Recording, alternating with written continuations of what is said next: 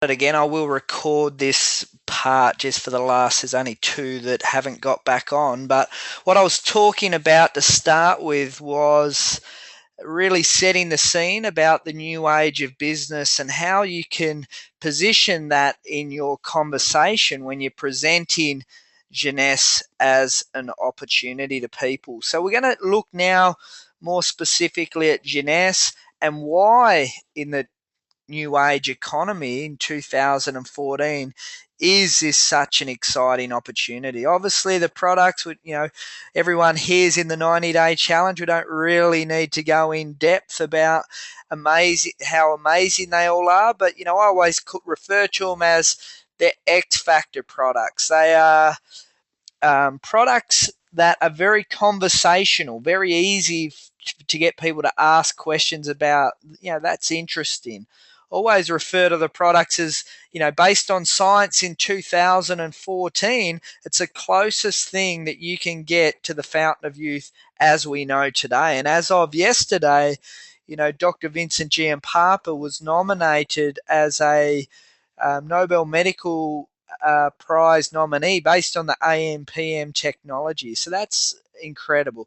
The pay plan, it's quite simple. It works well, and in the space of 4 years, you've got lots of people that have cracked through that um, $1 million zone. So obviously the pay plan works. The people, you've got Wendy and Randy behind the company, 40 years success in business. But this is the important part which we're talking about in today's presentation, the global platform, which is what I'll be specifically talking about. This is Jeunesse, the X factor is the global opportunity. Why is it such interesting X factor? Well, Jeunesse is open to do business in 100 countries around the world. So you can basically build a business in every continent on the planet. Number three, Jeunesse platform open globally from day one. And for those that are new to the industry, what typically happens with an international expansion is a company will be based in the US, and then they'll build the US market until they've got some momentum. Then there'll be a handful of leaders that have really, hit what, we refer in our company at that diamond level. They'll want to go and expand. So the company will go and invest in where leaders want to go.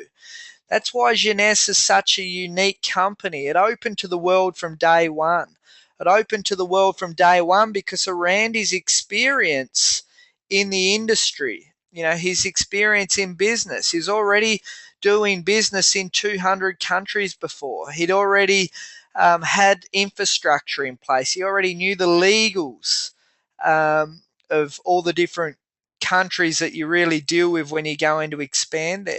And a really healthy part of the international platform being open from day one, unlike most network marketing companies where most of their sales is in America. America's number one, and then it's daylight to number two in their global business platform. Where in Jeunesse, the number one sales are not America. It's actually America's probably fifth or sixth on the ladder when it comes to total sales. You'd have the Greater China market number one. Then you'd have Taiwan, Thailand, Malaysia fighting out 2, 3, and 4, which change on a monthly basis. And then you'd have America, Indonesia, Singapore rounding out that next group of markets. So Jeunesse is, really got an X factor from its global platform. Already has 20 offices around the world, country managers in many of those markets. So as I said, it's success not just in the US, but it's success in a lot of the international markets. And that's very uncommon with a lot of network marketing companies. If you look at the companies, the old school companies like the Amways, the Herbalifes, these Avons, these type of companies that have been around for 40, 50, 60 years, they're still, most of those have barely opened in 40, 50 countries around the world. So that's an incredible international expansion in the space of 4 and a half years. That's what I really refer to as a big X factor with our opportunity. The thing that we have in Australia is we're very multicultural. So we have a lot of, I guess, people from all around the world living in our countries. So we can actually build a business in Australia in different, your business will expand. So there's a lot of Chinese, there's a lot of Indonesian, there's a lot of Filipinos residing in Australia. So if you can really get into a specific cultural group in Australia, you can often go international because of that. So you can build local and go global. As I mentioned, Randy's global experience and his infrastructure he's already had set up. Population and pure numbers. If you're open in 100 countries, you've obviously got access. There's just more people. Obviously, if you can do business in 100 countries, there's going to be more people in those 100 countries than there is if you're a company that's opened up in 15 or 20. That's just straight math and pure numbers. And for those that watched that a few months ago, James Packer did there was a really good documentary on 60 Minutes with James Packer talking about, the biggest growth in business and where he's trying to position his casino network in Macau. He's really trying to find opportunities that he can tap into that middle class Asian, Southeast Asian group, because they are probably the biggest wealth creation opportunity that we have based on 2014. When you look at Jeunesse as a business platform, we're open to do business in all those countries. We've got offices. They're the performing countries of the Jeunesse opportunity. So that's a really exciting part to our business at the moment. As I mentioned, you always build local and it will go global. It's obviously, if you can sponsor a leader personally in another country, it's going to have bigger impact, because enrollments are always the king, but it's not the only way to go global. I always look down my two teams of referrals in my genealogy, and whether I've sponsored them or not, until I'm earning $26,250 a week in team commission, I will work at 1,000th level in depth. I'd rather be a personally enrolled and earning a 30% matching bonus? Of course. But as I said, if I find someone who's on my 100th level that's in my right team, and I find someone on my 1,000th level in my left team, and they help my business get to $26,250 a week, you will work at the most deepest depth until you're earning that in team commission.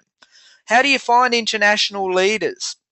Obviously, Google's a great way to find international leaders. For me, if I'm traveling international, I will just spend a bit of time prospecting before my trip, and I'll Google network marketing leaders Philippines, Google network marketing leader Singapore, and I'll actually contact and I'll try and book a meeting for when I'm traveling there.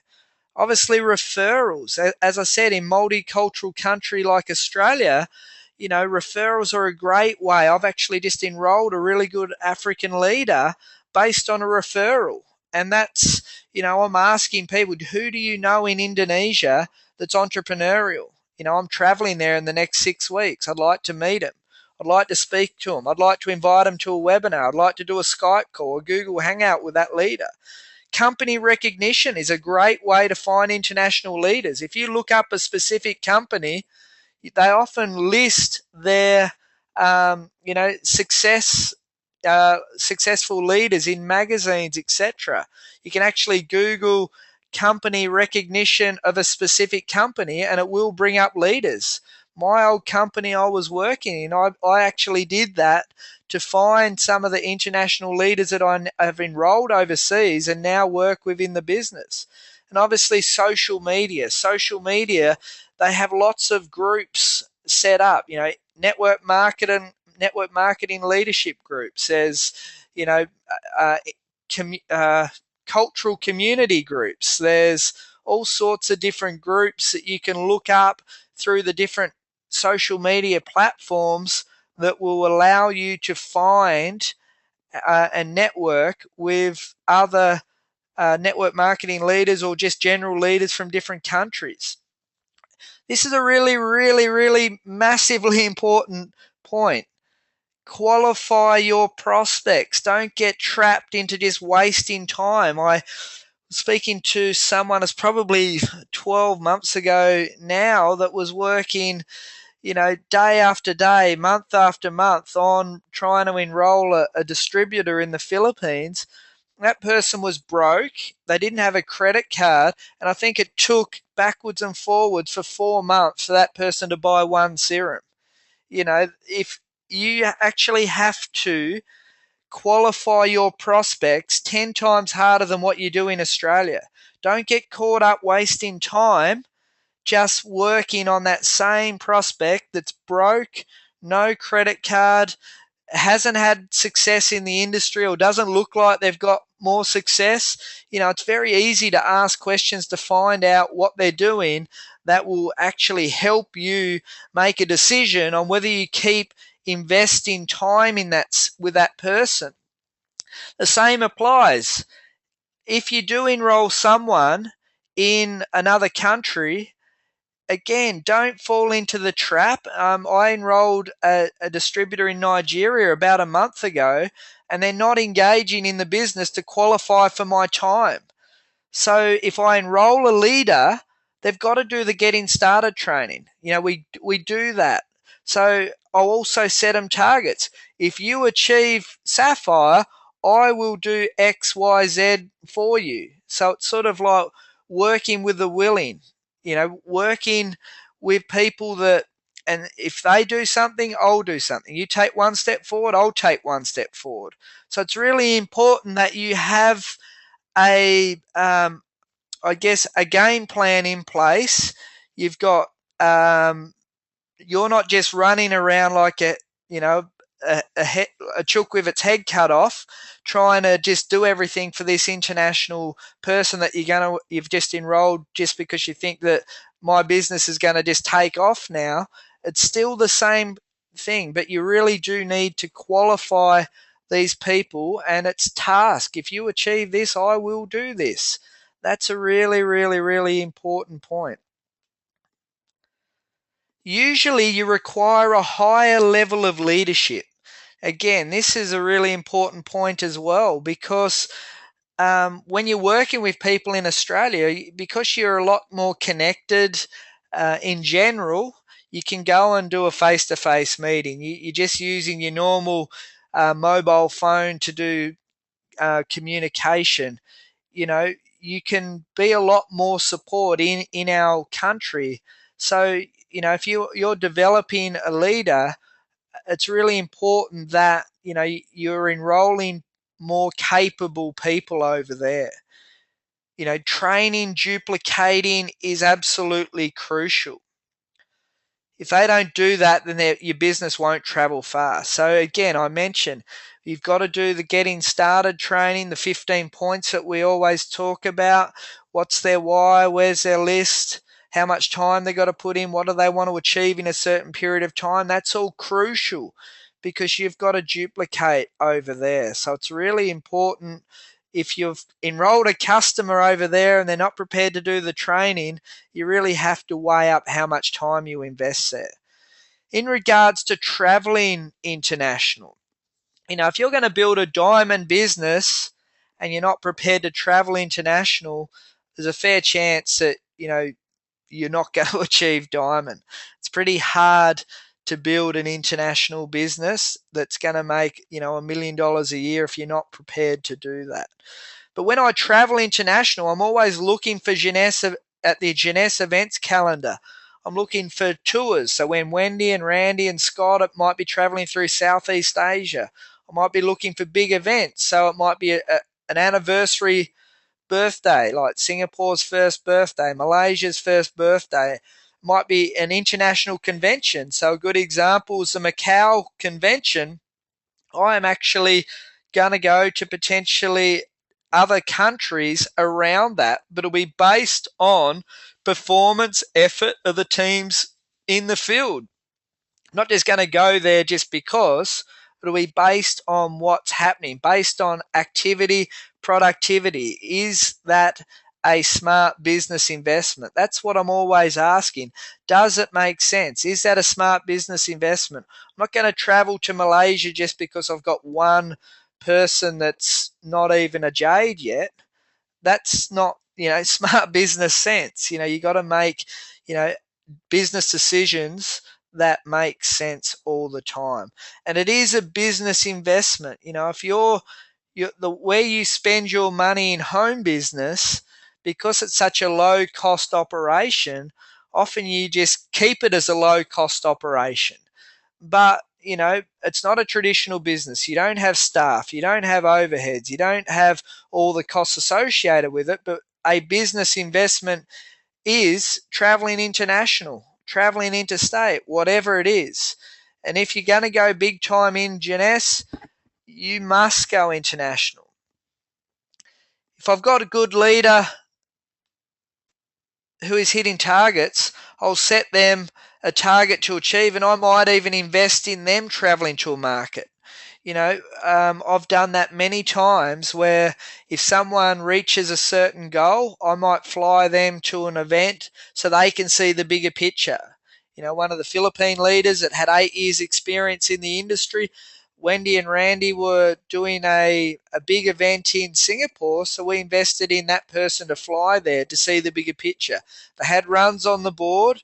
They'd come on board. They'd put 20 enrollments in early days, and we said, look, rather than waiting for Wendy and Randy to go there, which may not happen for 12 months, if you hit this target, I'll fly you to that event. And that's what happened, and that's paid massive dividends because their belief is a lot bigger, and then they're now Sapphire, and they're now building towards Sapphire Elite. So I called that a very good business investment.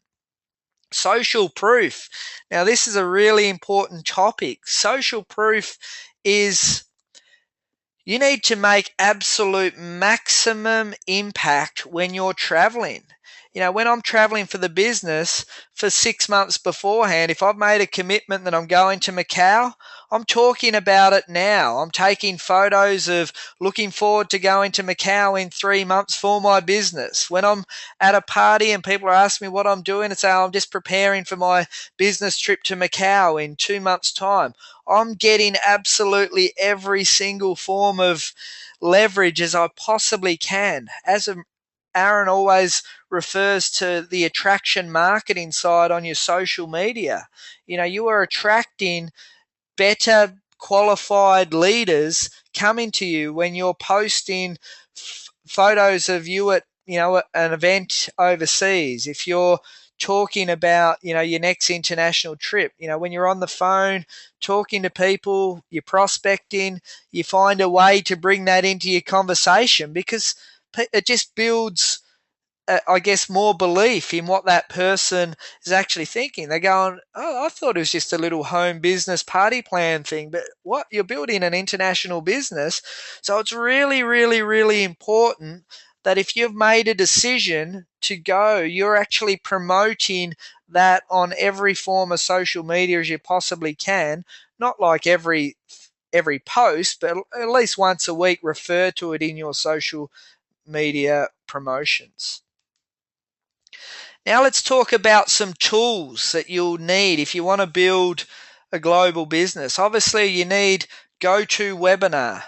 Obviously we're on that at the moment, but I can run live events, all the time. If I've got a good group happening overseas, I can say, if you get a group together, I'll get on GoToWebinar, I'll set up a meeting and I'll broadcast to your group for you. So GoToWebinar is an incredibly important tool to have.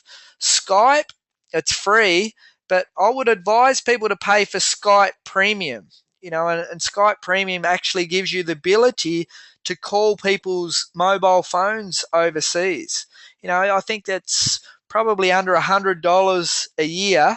You can pay for a basic Skype account, which gives you more features So I'd really encourage, if you're talking to people internationally, so if I'm calling the US all the time, I just use Skype, type in the normal mobile number that I'm trying to contact, or the normal number that I'm trying to contact, and I use the Skype Premium.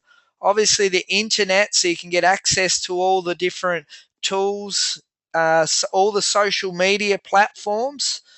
So, LinkedIn, YouTube, you know them all. Make sure that you're actually engaging in the most important ones there. Google Hangouts, again, that's another, probably something that's really hit the forefront for me a lot more over the last probably the last 12 weeks. It's a bit like Skype, but it's just a different ways. You can do nearly like a webinar, so you can show your screen to the group on the Hangout. So it's something you really want to look into. WhatsApp, in Asia. So WhatsApp is if you're overseas and you're in a cafe, as long as you can get on the internet, you can actually use WhatsApp, and anyone else that's on WhatsApp, you text him for free. So it's a good, cheap way to communicate with your team. When we're in Las Vegas, we'd set up like a Las Vegas group, and then, if we wanted to, let everyone know we're meeting at this spot at this time, you just send it. Everyone's on the internet, on Wi-Fi in the resort, and you can connect to everyone. So WhatsApp is a really important application you have on your smartphone. Same with Viber, very similar to WhatsApp, but you can do calls.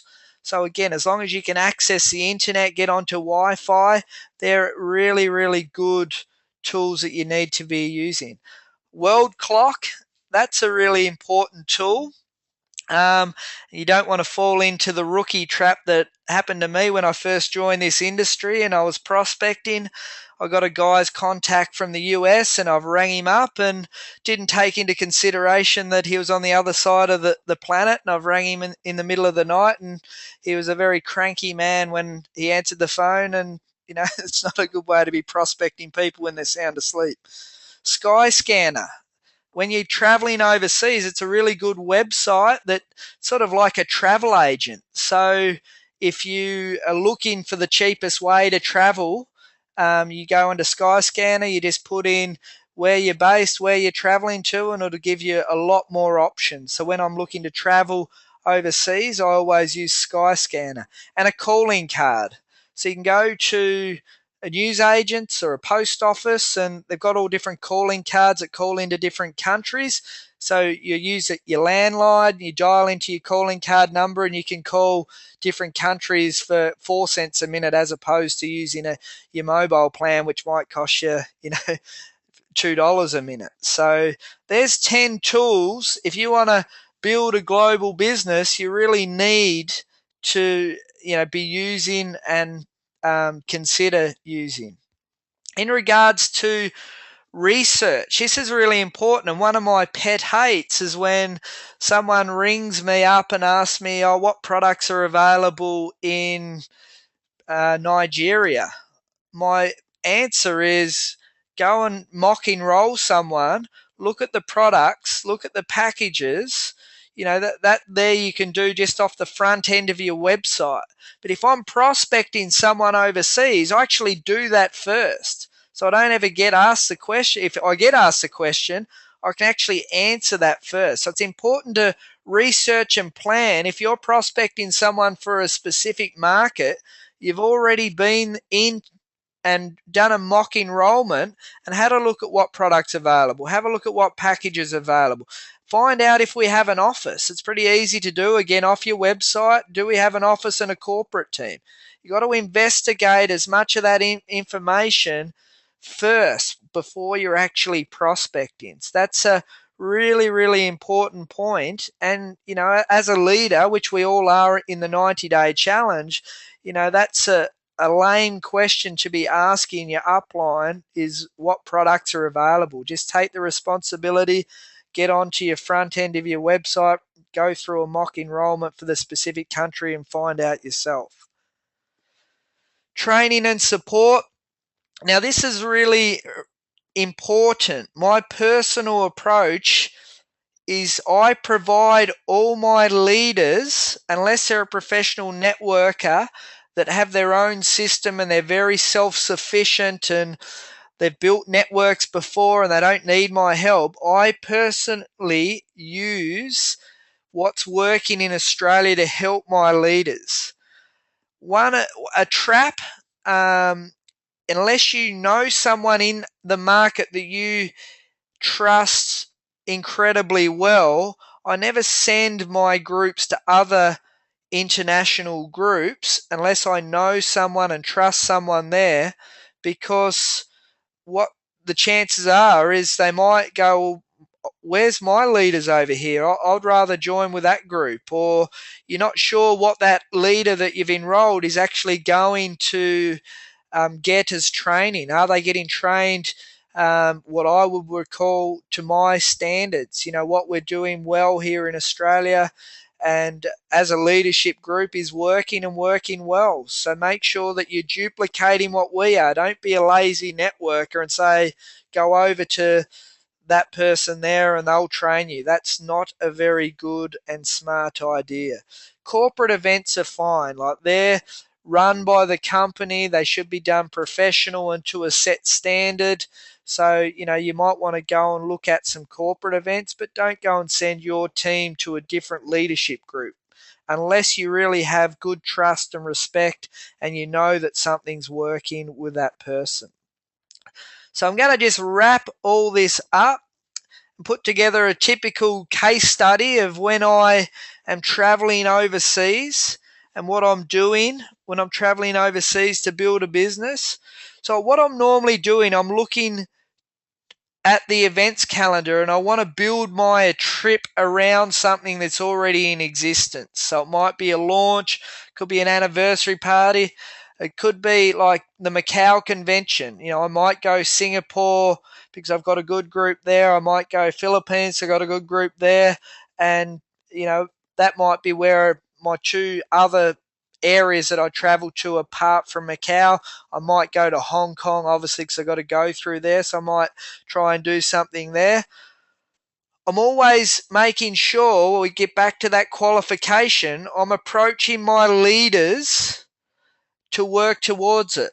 So the ones that are on the ground that, you know, make it economically worthwhile me traveling there, it's where business production's happening. I'm working with my leaders there to make sure that it's going to be a productive trip.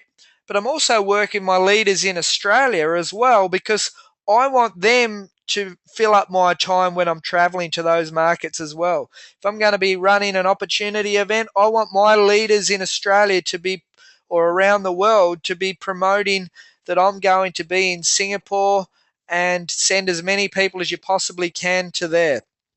As I mentioned, make sure it's going to be productive activity. So if I'm going to be in a market for 3 days, I might fly in the day of, you know, it might be a dinner or something like that. Then I have 2 full days. I'm booking appointments months in advance for my team or for myself. As I said, I'm always prospecting internationally into the markets that I'm going to, but I make sure that it's going to be absolutely ridiculously productive. So I'm prepared to do the long, long days. Often you'll see Aaron, Lyndon, myself at a, 3 a.m. we'll get up and catch a 6 a.m. flight. So you're at the airport at like 3 in the morning when you're traveling internationally, but you're prepared to do it because there's a big cost to it. You're not doing it often, so you absolutely make the most of it. Obviously, go to Skyscanner and look at all my flight options. So again, like, look at my availability to travel into different countries. So I'm doing a bit of research on things like Skyscanner. Then I'll work with a corporate in regards to my trip. So if I'm going to the Philippines, I'll let the corporate know that I'm coming here. Do you want to run an event while I'm over there? Do you want to have a leaders catch up? You know, can I use the office for my appointment? So I'll work with the corporate team. Then it's all about videos, photos, and I'm promoting everything. Back to that social proof. So I'll refer regularly to my trips overseas on my social media attraction marketing strategy. I'll be taking photos, taking videos, talking about it. Then when I'm actually on the trip, I'm just going crazy. You would work that out if you follow Aaron, Linda, myself, other leaders that are traveling international. We're doing that for a reason, because we're trying to attract other leaders that are watching and following us on the social media world. Starting to prospect for my personal production. As I mentioned, I don't care whether I have someone on my 100th level that's going diamond or on my 1,000th level going diamond until I'm earning 26,250. That doesn't worry me. But I want personally enrolled good quality leaders, because that's where the money is. 30% match on a diamond's a lot better than someone not in your personal legs. So I'll spend time prospecting, cold calling, researching leaders in that market well and truly before that, and say, I am traveling there. That person is a lot more open and receptive, going, gee, this guy must be serious. If he's traveling to this market, I might take the time to have a chat to him. As I said, make sure it's absolutely jam-packed with productive activities. When I arrive there, what I've found, a local SIM card is the cheapest, best way to get access to data and some sort of phone plan. It's not the ideal way, because you got a different number all the time, but I'll usually post that up on my Facebook. Here's my new local number. But I've found traveling to Thailand, the Philippines, there's often a little desk when you get into the airport, and it'll have a phone plan that'll last for a week. That's what I've found the cheapest, best ways to get on their internet. I've tried all the other different ways. I find just relying on internet cafes, etc., to get access to Wi-Fi in hotels, a little bit inconvenient. I've also done that in the US. I found it a lot more convenient just buying a local T-Mobile plan that lasts for a week there. So that's a recommendation for me, and I have tried a lot of different ways to just use my own number. When you're over there, as I said, take as much video, photos, and everything for your personal branding, and then it's just get to work and make it happen. So that's typically what a trip would look like, and what I'm thinking about and trying to do when I'm traveling on an international based trip. So wrapping it up, you do need to think big when building a global business, but focus on what's working. So I don't want people to get off this webinar and spend the next week with their doing something completely different and just trying to enroll diamonds from different companies internationally. Keep working on what's working for you. And if you lay the foundation strong enough in Australia, you will go global whether you like it or not. So it's really important to build local, build big local, and go global. But in your productive time, so if you're someone that's got 15 hours a week set aside to build the business, you might consider, once a month, you spend 1 to 2 hours prospecting and networking with people in different countries to try and expand your personally enrolled network. So, guys, that's my wrap in regards to the presentation. I do apologize for that. There's a go-to webinar just shut down on me, so not sure